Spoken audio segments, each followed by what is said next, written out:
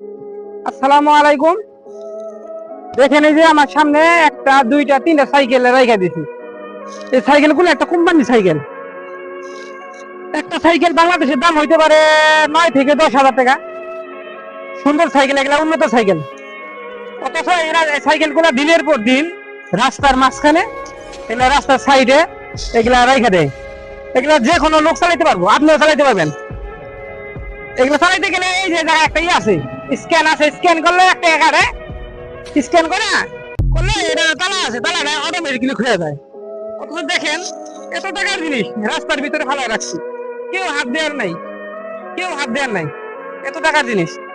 অথচ এটা বাংলাদেশে হইলে এটা এই সাইকেল গুলা কখন যে নিয়ে গেত মানুষ নিয়ে বিক্রি করে ফেলাইতো, তালা গুলা খুলাই যে বাংলাদেশের মানুষ এগুলো মডিফাই করে তালা খুলে বিক্রি করে ফেলাইতো।